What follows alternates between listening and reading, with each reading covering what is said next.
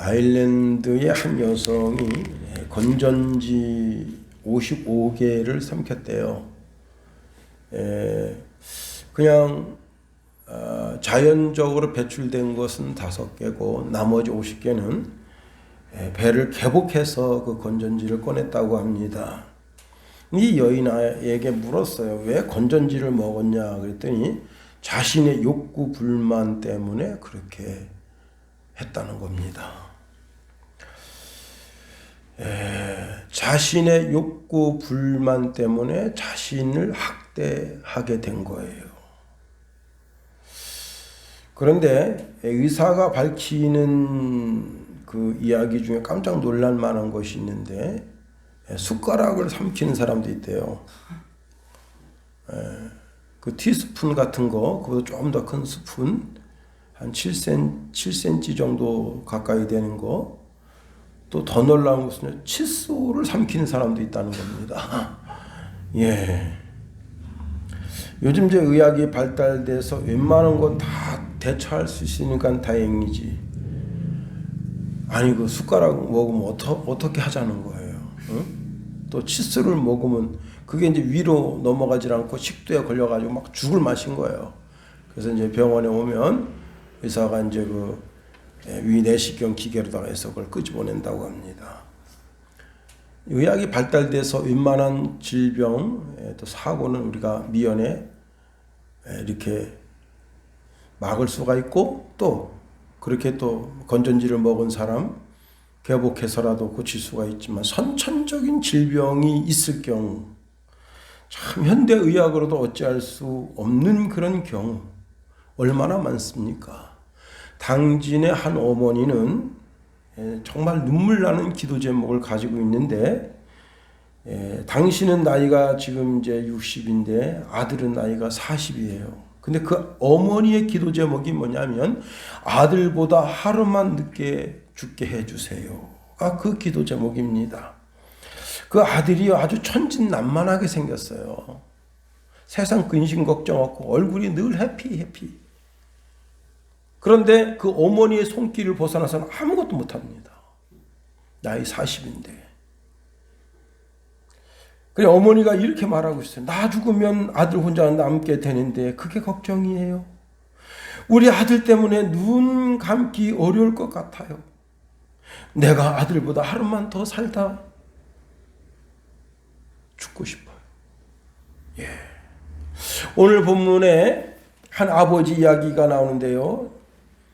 지적 장애를 가진 어머니의 마음으로 이 아들보다 하루만 더 살다가 죽었으면 하는 마음으로 하루하루 살다가 예수님에 대한 소문을 들었습니다.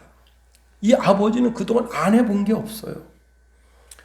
이 아들이 이 질병에서 노임을 받기만 한다면 뭘 못하겠나 해서 당시 최고의 의학 박사들을 찾아다니고, 또 그것도 안 되니까 민간의학, 그 다음에 풍문에 들리는 소리를 귀담아서 이것저것 다 해보게 됩니다. 저희 이제 할아버님이 중풍 걸리셨을 때, 그때 우리 아버님이 이제 할아버님 고치시겠다고 별거 다 해서 무당 불러다 푸닥거리도 하고요. 그 다음에 이제 그 논에 보면 그 고추 개구리가 있어요. 그걸 갈아서 먹이면 좋아진다. 그래가지고 그걸 참 여러분 그걸 어떻게 식용으로 하겠어요. 약이 된다 하니까 그걸 잡아다 그걸 말려가지고 갈아가지고 그걸 할아버님한테 먹여드리기도 했었습니다.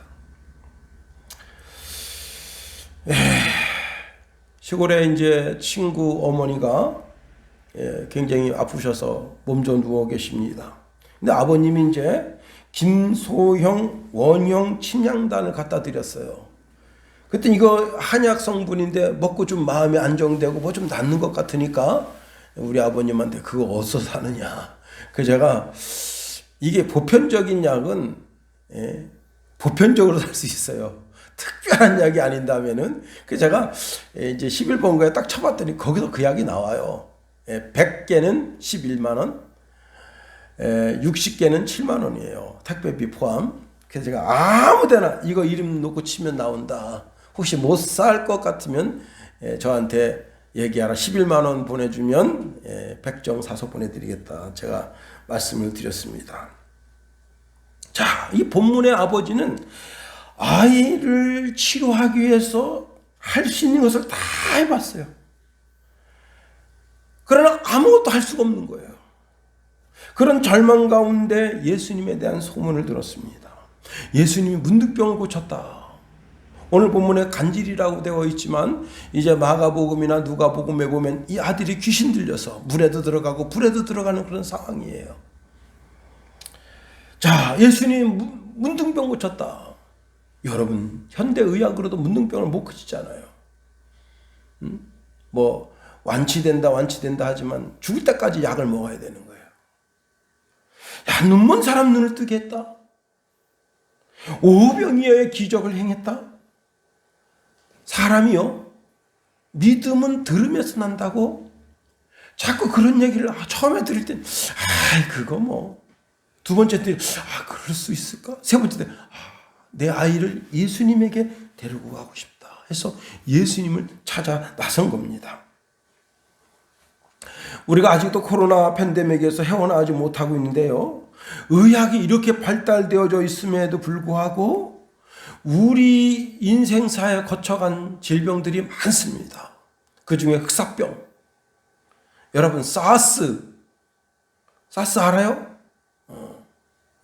에이즈, 최근에 지금 전 세계를 강타하고 있는 코로나, 현대의학으로도 고칠 수 없는 질병들이 무궁무진하다는 사실입니다. 자, 예수님이 계시지 않은 그 집의 9명의 제자는 뜻밖의 손님을 맞이하게 됐습니다. 아들이 악한 영의 지배를 받아서 가끔 물에도 들어가고 불에도 들어갑니다. 그래서 이 아이를 고쳐달라고 예수님께로 왔는데 예수님은 계시지 않고 9명의 제자가 있어서 그 9명의 제자들에게 고쳐달라고 의탁한 거예요. 처음에 제자들도 충분히 고칠 수 있을 것이라고 생각하고 너도 나도 이 아이를 붙잡고 기도했습니다. 마가복음 9장 14절 이하에 보면 그 이야기가 자세히 나오는데, 예수님과 세 제자가 숙소에 와보니까 변론이 났어요. 변론. 아주 큰 무리들이 모여 있습니다. 9명의 제자, 그 아이 아버지, 그리고 거기에 서기관 있고 동네 사람들이 쫙 몰려 있는 상태에서 변론이 일어났어요. 그 가운데 예수님이 오시니까 모든 사람들이 달려나와 예수님께 문안 인사합니다. 예수님 말씀하십니다. 너희가 무엇을 그들과 변론하느냐 물으니 귀신 들린 아이 아버지가 선생님, 말 못하게 하는 귀신 들린 내 아들을 선생님께 데려왔나이다. 귀신이 어디서든지 그를 잡으면 거꾸러져 거품을 흘리며 이를 갈며 그리고 파리해져 가는지라 내가 선생님의 제자들에게 내쫓아 달라 하였으나 그들이 능히 못하더이다. 라는 말씀의 배경 속에서 오늘의 본문의 말씀이 이어지고 있다는 사실입니다. 우리가 본문에 있는 말씀을 통해서 네 가지로 한번 생각해 보려고 합니다. 첫 번째, 변론을 통해서는요, 하나님의 능력을 요청할 수 없다는 사실입니다. 요즘 우리가 이제 새벽에 디모데 전서 후서를 살펴보는데, 바울이 그 디모데에게, 아들 같은 디모데에게 권면하는 것 중에 하나가 있는데 뭐냐면 변론을 피하라는 겁니다. 디모데전서 1장 13절 이하에 보면 당시 사도 바울은 디모데를 에베소교에 머물라 하면서 다른 교훈을 가르치지 말고 신하와 끝없는 족보에 몰두하지 말라.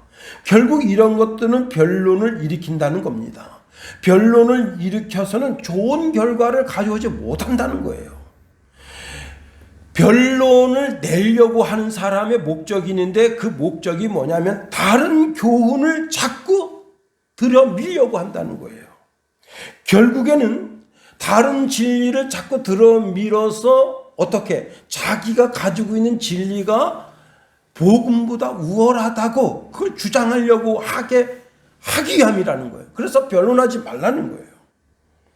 이 변론이라고 하는 것은 사람으로 아주 교만하게 만들고 언쟁으로 이어지기 쉽고, 이 언쟁은 결국은 서로의 마음을 아프게 하고 다투게 되고 분쟁이 일어나고 비방이 일어나고 악한 생각이 일어나고 결국에는 진리에서 떠나게 된다는 거예요. 그러므로 바울이 한 가지 결론을 줍니다. 디모데후서 2장 23절에 어리석고 무식한 변론을 버리라. 이에서 다툼이 나는 줄 알미라 말씀합니다. 자, 본문의 제자들, 아이와 아이 아버지, 서기관, 그리고 동네 사람들이 합세해서 거기서 지금 예수님의 제자는 9명은 코너에 몰려있고, 서기관이 이제 그 9명의 제자들에게 예수님의 정체성에 대해서 공격하는 거예요. 아이와 아이 아버지는 서기관을 쳐다보고 제자들을 쳐다보고 동네 사람들 그 무리들도 이제 서기관을 쳐다보고 무리를 쳐다봅니다. 그런데 서기관은 어떤 사람들입니까? 서기관은 성경 박사들이에요. 이 박사들은 지금 허술한 제자들, 신학적 사상이나 구약적 그 정말 모세오경이나 뭐 시가서나 잠언서나 그리고 소선지서나 대전지서나 이런 것에 대한 뭐 말씀 한 구절이나 제대로 외우는 사람이 별로 없어요. 성숙하지 않았단 말이에요. 복음이 뭔지도 모르는 제자들이에요. 그 제자들과 변론이 일어났으니 어떤 상황이 벌어졌겠어요? 9명이 코너에 몰린 거예요. 직소리 한마디 못하는 거예요. 서기관들의 목소리가 점점 커지는 거예요. 그 동네 사람들이 다 들으니까, 야, 우리가 그동안 알고 있었던 예수가 완전히 개뿔이구나, 쥐뿔이구나, 아무것도 아니구나. 다. 그런데 거기 지금 이제 자기가 아들을 고치려고 그냥 백방으로 노력하고, 현대의학으로나 또 이제 민간의학이나 또 어떤 사람이 던져주는 그런 풍문의 소리나 그런 것을 의지해서 자기 아들을 고쳐보려고 백방으로 노력하다가 마지막, 이건 정말 내 인생의 마지막이다, 내가 한번 예수님께 가서 무릎 꿇고 내 아들을 고쳐달라고 한번 해야지 하고, 그 작은 믿음을 가지고 나왔던 그 아버지의 믿음까지도 완전히 파괴되는 시간이에요. 예수님의 제자들도 이거 뭐가 우리가 잘못된 게 아닌가? 직설이 못합니다. 이번 목요일날, 지난 목요일날 수능이 끝났어요. KBS에서 수능 끝난 그 학생들에게 물어봤습니다. 오늘 뭘 하겠니? 그랬더니 홍대에 가서 진탕 논대요. 이야, 그런데요, 그 뉴스 나레이터가 마지막으로 하는 멘트가 제 마음을 흔들어요. 뭐냐면, 일전에 이태원 압사 사고가 있었으니 밀집 지역은 가지 말고 음주나 흡연이나 폭행이나 절도나 성범죄를 조심하라. 근데 어떤 한 여학생이 이제 모든 게 끝났으니까 제 취미를 한번 살려보려고요. 그래서 그 기자가 물었어요. 취미가 뭡니까? 뜨개질. 뜨개질을 해서 자기 쉐타를 한번 짜보고 싶대요. 가정 시간에 배웠는데 자기가 취미가 있는 걸 발견했다. 그래서 그 이제 뭐 시험만 봤다고 되는 게 아니라 이제 또 원서를 지원해야 되고, 또 그다음에 또 책을 또 많이 읽어서 그 이제 그 인터뷰에 데뷔를 해야 되잖아요. 그 기간에 짬짬이 내가 한번 뜨개질을 해보고 싶다. 여러분, 수많은 젊은이들이 폭력과 정욕과 방탕과 허무의 노예가 되어서 여러분 그 자신의 영혼을 스스로 파괴하는 현장에 자기를 내미는 거예요. 그때 그 영혼을 하나님께로 잘 인도해야 하겠는데, 여러분, 진리에 대한 논쟁을 통해서는 내가 건질 게 아무것도 없어요. 지금 수많은 젊은 학생들이 지금 어디에 동원되고 있는가 하면 촛불 논쟁에 지금 동원되고 있습니다. 수능 끝났으니 윤석열 물러가라. 이게 학생들이 지금 외치는 소리예요. 그 논쟁의 현장에, 논쟁의 바다에 자기가 던져져서는 아무것도 안 되는 거예요. 자기가 정치인이 될 것 같아요. 웃긴 소리 하지 말아요. 정치인으로 쓰임받을 사람은 다 이미, 여러분, 지금 이 시대에 귀족이 어디 있겠냐? 웃긴 소리 하지 말아요. 귀족이 있어요. 귀족들이나 정치인 하는 거예요.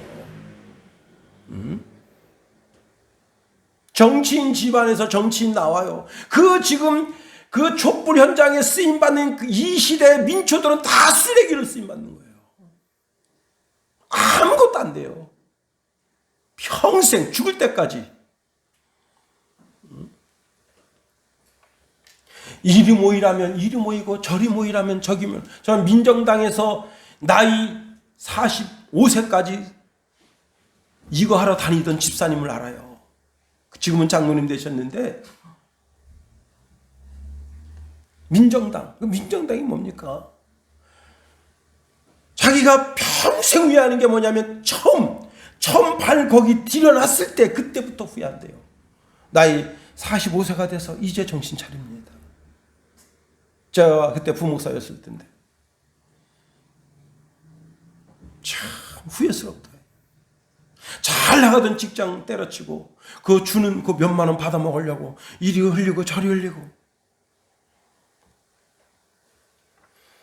여러분, 그런 토론이나 변론을 통해서는 내 인생에 아무것도 들어올 수 없어요. 사도 베드로는 베드로전서 2장 1절에 보니까 그러므로 모든 악독과 모든 괴율과 외식과 시기와 모든 비방하는 말을 버리라 했어. 베드로전서 3장 10절에 보니까 그러므로 생명을 사랑하고 좋은 날 보기를 원하는 자는 혀를 금하라. 악한 말을 그치며 그 입술에 괴율의 말을 하지 말아라.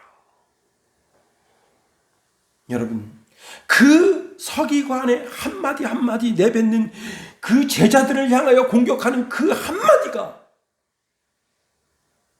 이 아이의 아버지의 모든 신앙을 무너뜨려, 거기 둘러선 무리들의 모든 신앙을 깨뜨려버려요.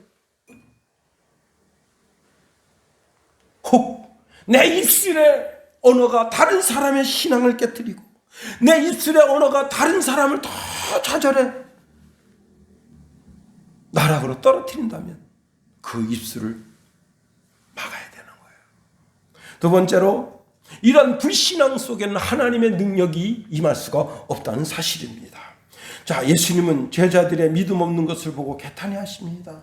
예수님께서 이렇게 말씀하시네요. 믿음이 없고 패역한 세대여, 내가 얼마나 너희와 함께 있으며 얼마나 너희에게 참으리요. 그를 이리로 데려오라 하시니라. 자, 제자들은요, 그 서기관과의 대화 속에서 모든 믿음이 소진했어요. 그와 함께 있는 모든 무리들, 그리고 아이의 아버지, 서기관, 모든 사람들의 믿음이 다 그냥 소진된 거예요.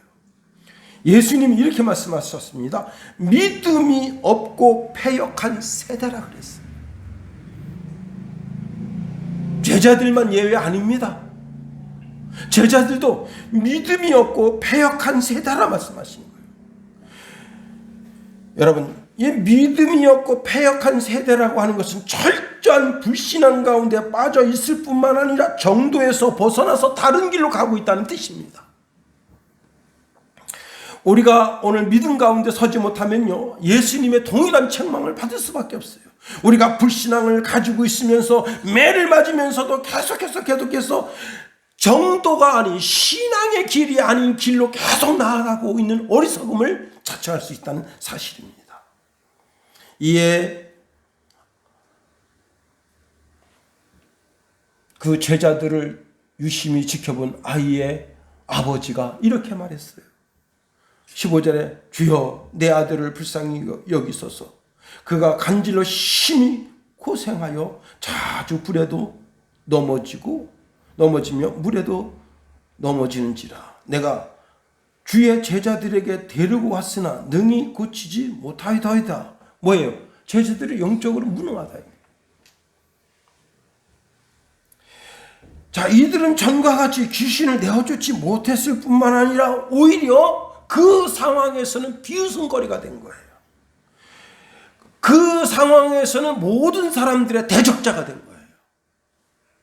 그 상황에서는 오히려 예수님까지도, 예수, 정말 너희들이 믿는 그 예수가 그리스도 맞아?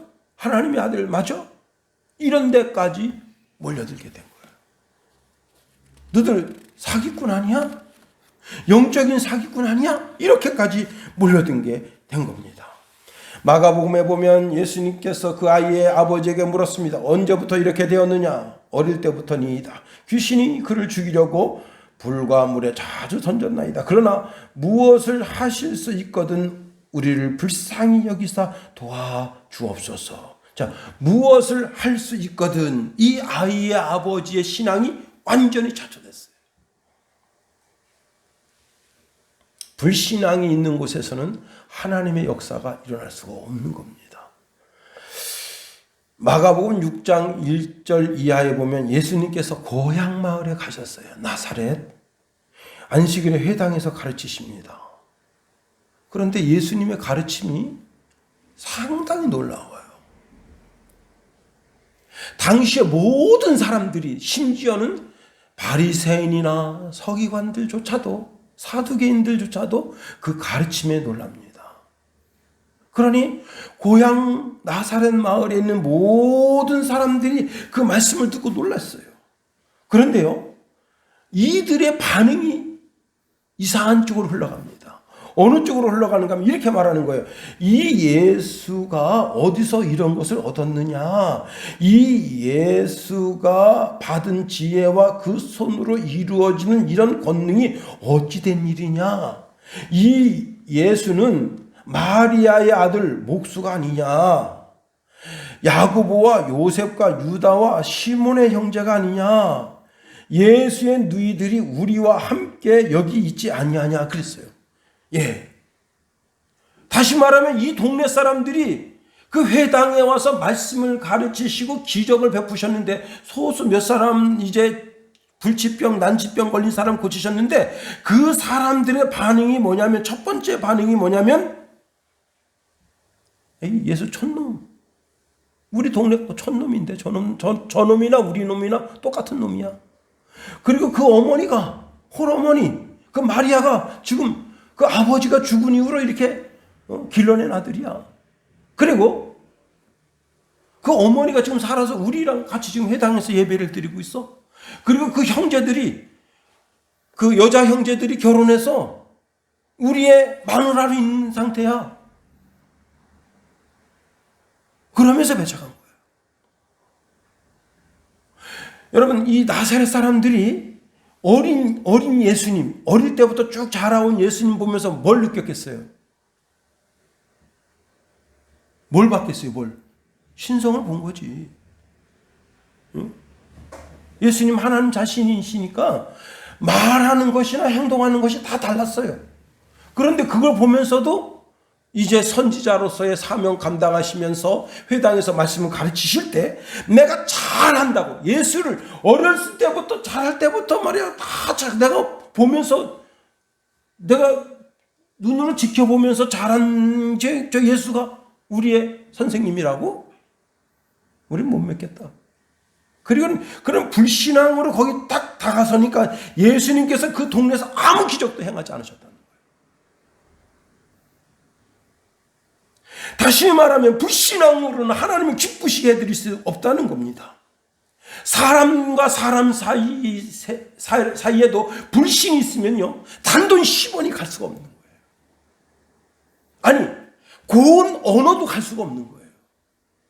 하물며 하나님과 우리 사이겠는가 하는 겁니다.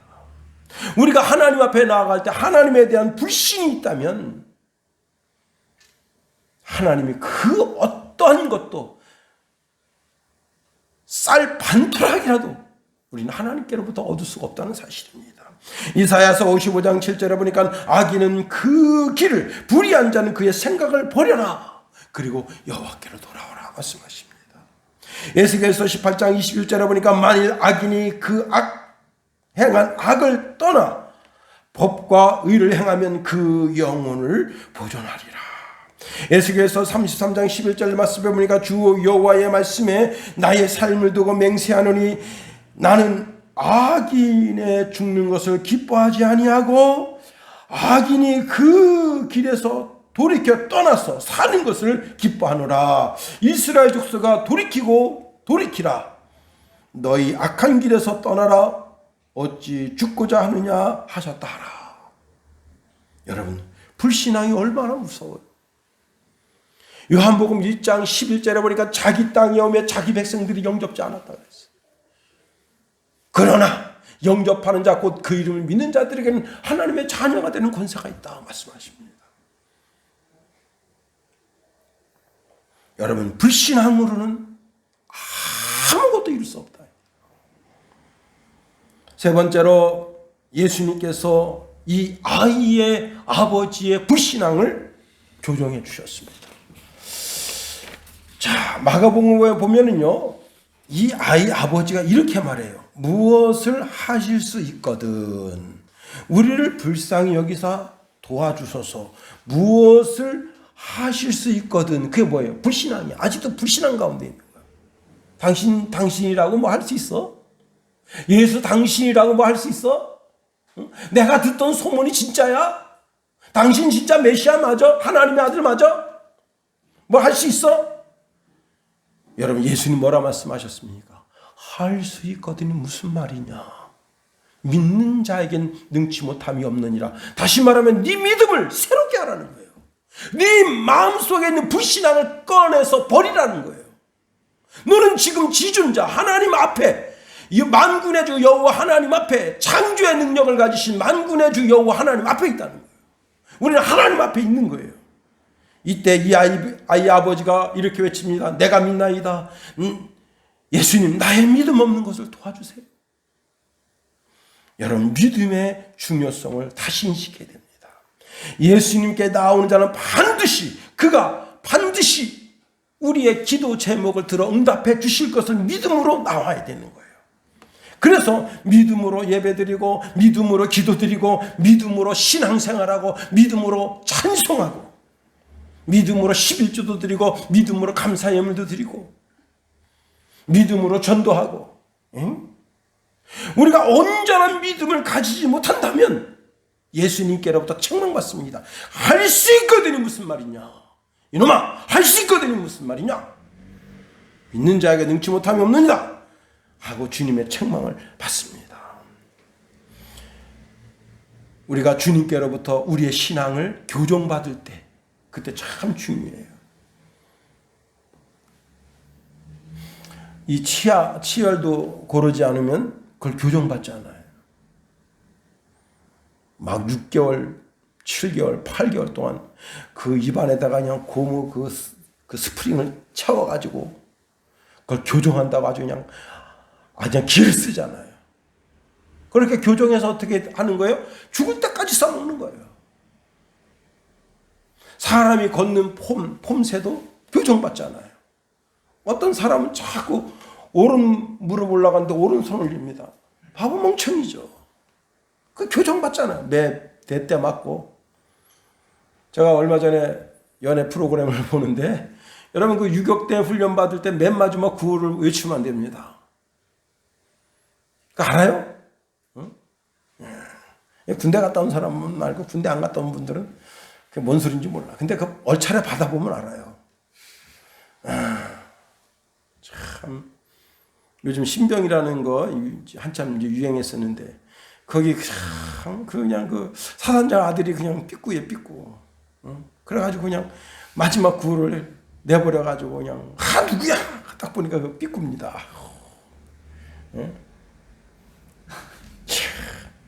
그러니까 4번 할게 8번 늘어나고, 8번 할게 16번 늘어나고, 16번 32번 늘어나고, 32가 64로 늘어나고, 자꾸 늘어나잖아요.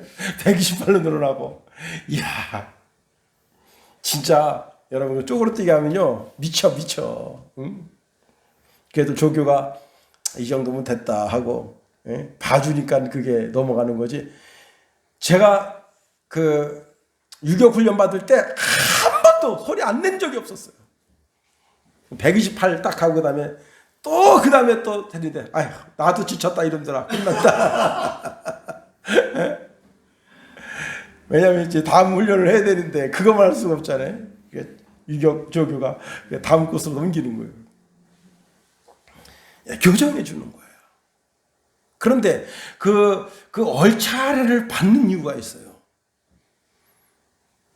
그 일부러 얼차례를 주는 거예요. 얼차례를 왜 주느냐? 모든 관절과 관절이 부드러워지도록 하려고 얼차례를 주는 거예요. 그게 사실 받는 사람은 괴롭지만은 그렇게 해야 유격 훈련 받으면서 어디 쾅 부딪혀도 그게 안 다치는 거예요. 몸을 전혀 안 풀고 거기 딱 부딪혀 보세요. 그냥 부러집니다.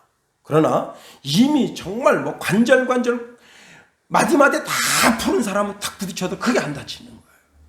그런 뜻과 이유가 있는 거예요. 우리의 불신앙을 교정해 주시는 주님. 우리가 올바른 신앙을 갖고 하나님 앞에 나아가기를 원하시는 주님. 주님께서 그 말씀을 주시면서 말씀 가지고 내 신앙을 교정해 주실 때, 그때 요한복음 2장에 보면 예수님께서 가나 혼인잔치집에 가십니다. 근데 그 집이 포도주를 조금 준비했어요. 손님 얼마 안 올 줄 알고. 요즘은 다 스몰 웨딩입니다. 예? 손님들 많이 와봤자 그냥 100여 명 정도, 이쪽 50명, 이쪽 50명 그렇게 올 거라고 생각하지 뭐 200명, 300명, 500명씩 온다고 생각 안 합니다. 제가 결혼식 때 이제 손님 얼마나 오겠냐 그래서 400명 정도? 그랬더니 그 권사님들이 전사님 무슨 대단한 분이라고 400명씩이나 오겠냐고. 웬걸요? 국수가 860개인가 나갔어요. 나중에는 국물이 없어가지고 그냥 국수로 그냥 찬물에 말아줬어. 근데 나는 그게 좀 의심스러운 거야. 예? 왜 의심스러운 거냐면 그날 그렇게 손님이 많이 왔겠나? 우리가 여기서 이제 차 2대 빌려서 올라갔단 말이에요. 그럼 그 200명밖에 안 되는데 어떻게 860개가 그냥 국수가 모자라가지고 국수 그냥 말아서 그냥 주고 그 다음에 그 오이 냉채에다가 이렇게 해서 먹였단 말이에요. 내가 참 좀 무심스럽다. 참 그래도 잘 치른 게 다행이에요. 이 집이 포도주가 모자라는 거예요. 그 예수님이 이제 거기서 예수님은 손님으로 그 집에 초대를 받아서 가셨어요.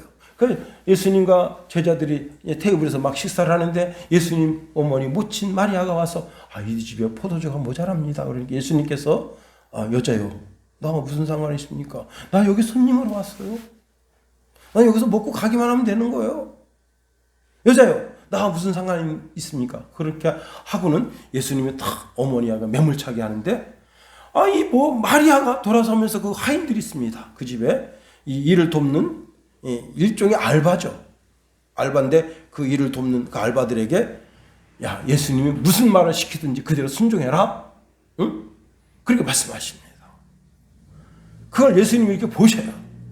예수님 보니까 거기 무슨 게 있냐면 항아리가 있는데 20리터짜리 2개, 3개 정도 들어가는 항아리 6개가 있습니다. 통통 폈어요. 근데 원래 그 항아리가 무슨 항아리인가 하면 손님이 오면 그 물 떠가지고 발 씻어주는 그 항아리예요. 그런데 예수님이 이렇게 말씀하십니다. 물을 가득 채워라. 종들이 지금처럼 수돗물 탁 틀어서 물 채우는 게 아니에요. 전부 물집게로다가 저다가 물을 넣는 거예요. 근데 물이 동네에 우물이 하나예요. 짧은 데는 200-300m 되겠지만 먼 데는 500m 되는 데도 있어요. 거기다 여러분 그 항아리에다 물 가득 채우려면 하인들이 진짜 개고생해야 돼요. 여러분 불평불만이 왜 없겠어요? 이 뜨거운 여름날 다 그냥 객석에 앉아서 포도주 마시고 떡 먹고 즐기는데 우리는 아무리 알바지만 이렇게 개고생 시키냐? 하지 말까? 그래도 마리아가 시켰는데 일당 끝나고 나서 두둑하게 받으려면 열심히 해야지. 다 그 아부에 꽉 채웁니다. 예수님 이렇게 말씀하십니다. 떠다 줘라. 여러분 떠다 주겠어요? 이게 무슨 물이라고? 발 씻을 물이야. 세수할 물이야. 허드레로 쓰이는 물이에요. 따다 줄 수 있는 용기가 있냐. 이 하인들이 대단한 거예요. 누구를 믿는 거예요? 예수님 믿는 거야. 그래서 따다다 줬더니 그 연회를 주도하는 연회장인인데 연회장이 왜 이렇게 그냥 좋은 포도주를 남겨뒀더냐? 마시고는 놀라가지고 신랑을 불러서 사람들마다 말이지 최고 좋은 거는 처음에 바짝 내놨다가 사람들이 취하면 그 맛이 그 맛이고 이 맛이 저 맛이 잘 모르거든. 그럼 독주를 갖다 먹여가지고 빨리 취해서 집에 가게 하는데 당신은 말이지 지금까지 최고 좋은 포도주를 남겨뒀다 이야기한 거예요. 여기에 뭐예요? 이 하인들에게 신앙을 넣어준 마리아, 그리고 그 신앙을 독촉한 예수님, 그것을 통해서 그 시간에 놀라운 기적과 이적을 경험하게 된 거예요. 여러분이 이렇게 주의 전에 나와서 말씀을 듣습니다. 말씀을 들으면서 여러분의 신앙이 조금씩 고쳐지는 거예요. 조금씩 바르게 되는 거예요. 그렇게 돼서 온전한 신앙으로 하나님과 사람 앞에 서기에 부족함이 없도록 세워지게 되는 거예요. 더 나아가 예수님은 제자들의 신앙을 교정해 주십니다. 자, 이제 아이 아버지는 기쁨과 즐거움이 말할 수 없죠. 그 질병에서 노임받았습니다. 귀신이 떠났어요. 하늘과 땅, 온 만물이 다 나의 것 같고 그 아이도 기뻐서 즐거워하고, 그리고 그 무리들도 역시 과연 예수님이시구나, 역시 예수님은 하나님 아들이시구나. 서기관들은 쫄아가지고 저분이 과연 하나님의 아들이시구만 하는 그런 아직도 자기가 가지고 있는 율법의 둘레를 벗어나지 못했지만 그래도 그나마 신앙을 조금 가지고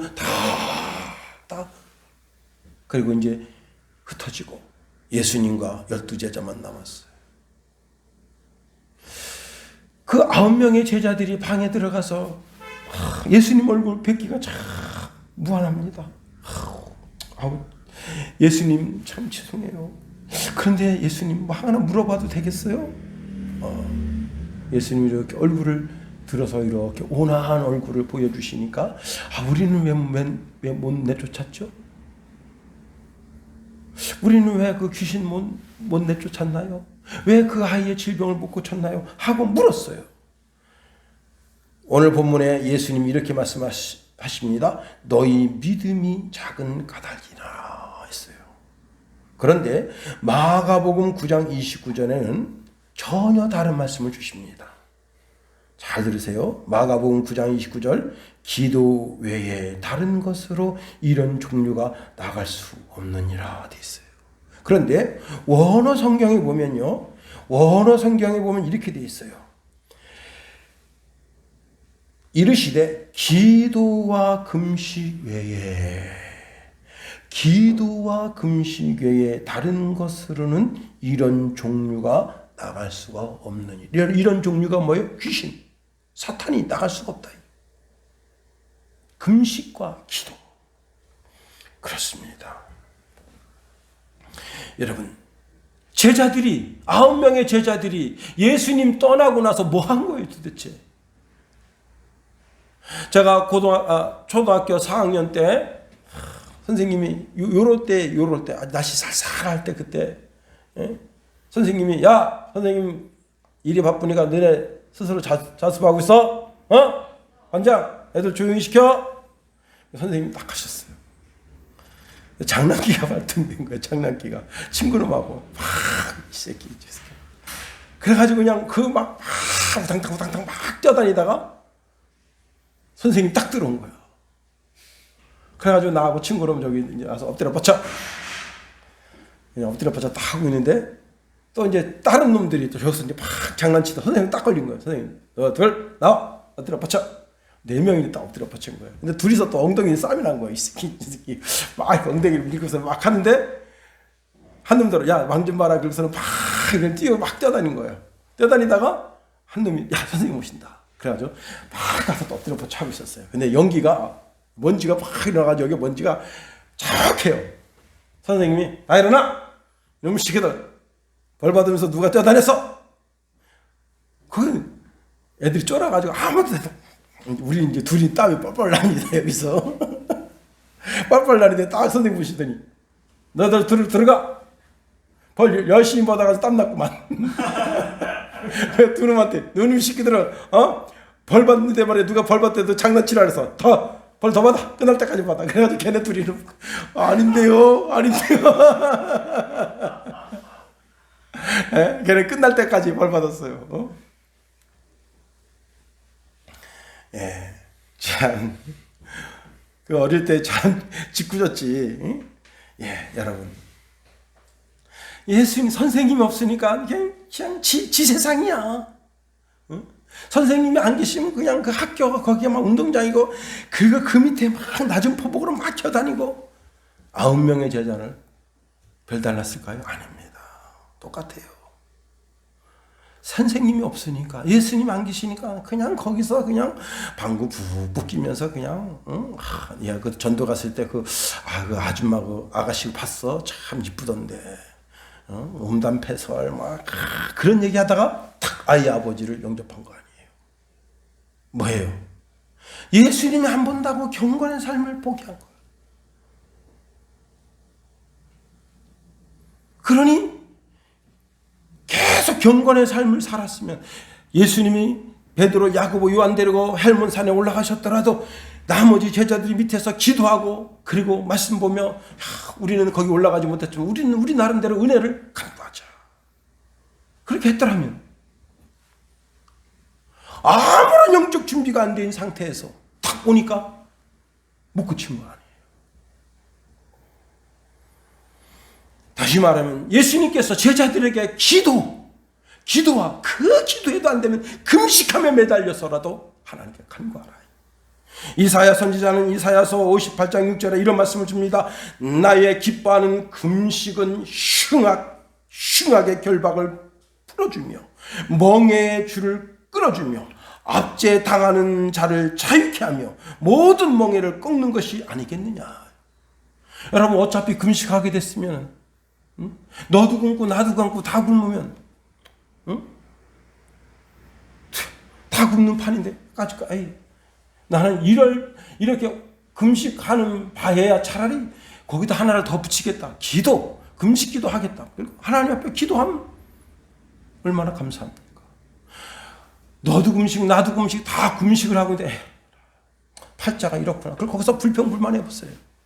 신령한 것이 뭐가 있겠어? 어차피 하나님의 사람인데 내가 이 속에서 하나님의 사람으로 더 섬기면서 나아가야지 하고 스스로를 낮추고 섬김의 자리에 있었다면 얼마나 좋았겠어요. 제가 이제 설교 준비하다가 아주 귀한 예화 하나를 발견했어요. 그래서 여러분에게 소개하면서 말씀을 마치려고 합니다. 고혼 목사님, 현재 목회하시는 목사님이에요. 이분이요, 위암, 취장암, 십이지장암, 임파선암 끝났어요. 인생 끝난 거야. 이 암세포가 온 전신에 거미줄처럼 퍼져가지고 생존율 0%예요.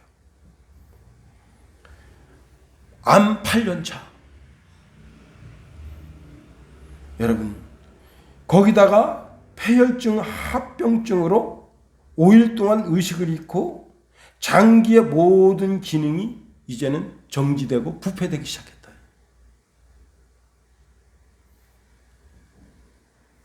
그런데 그 교회 작년서부터 모든 성수가 금식하고 철회하면서 목사님에서 중보 기도를 합니다. 그럴 때 하나님께서 그 하나님의 손길을 이 고은 목사에게 펼쳐주시는데 그가 이렇게 고백합니다. 나는 주님을 사랑합니다. 내게는 주님밖에 아무것도 없습니다. 나의 힘 되신 하나님, 그 무한한 힘과 능력 누구에게 주시려고 갖고 계십니까? 그 힘이 많이도 말고 제가 일어나 걸을 수 있게 조금만 주십시오. 나의 힘이신 하나님, 나는 주님밖에 없습니다. 제가 쓰러지며 주의 곁에 있으면 좋으나 저 어린 양무리는 나처럼 주님의 힘과 지혜와 은혜가 절실할 때 낙심하고 실망하여 감히 기도하지 못할 것입니다. 그러니 종을 여기서 일으켜 주소서. 그렇게 기도했더니 5일 만에 하나님께서 힘을 주셔서 지금까지도 목회하고 있다. 고은 목사님은 굉장히 유명한 목사님입니다. 김용호도 유명하지만은 여러분, 그 온 성도들이 금식하며 목사님을 위하여 기도할 때 하나님 그 기도를 들으시고 그 목사님의 질병을 고치신 것 같이 주님이 여러분 이 아이의 아버지더러 금식하라 하지 않았어요. 아이더러 금식하라 하지 않았어요. 그 서기관들에게 금식하라 하지 않았어요. 정말 예수님의 최첨단 멤버들에게 기도와 금식에서 이런 사단의 계계를 깨트리는 능력이 나간다 말씀하셨습니다. 여러분 이 말씀을 받으면서 금식하고 기도하며 간구해서 영적인 세계에 놀라운 변화를 일으키는 이 시대의 믿음의 주역들이 다 되시기를 예수님의 이름으로 축원해 드립니다. 기도하겠어요. 하나님, 우리를 붙드시며 인도하소서. 변화산 이후에 놀라운 기적을 통해서 한 아이의 아버지의 그 마음의 간절한 소원을 들어주시고 제자들의 믿음을 수정해 주셨던 주님, 혹 우리의 신앙이 무엇이 잘못되었습니까? 이 말씀을 받으며 우리의 심령을 수정하고 우리의 신앙의 삶을 수정해서 하나님이 기뻐하시고 온전하신 뜻이 무엇인지 분별하며 이해하는 주의 백성 다 되게 하소서. 예수님 이름으로 감사하며 기도합니다. 아멘.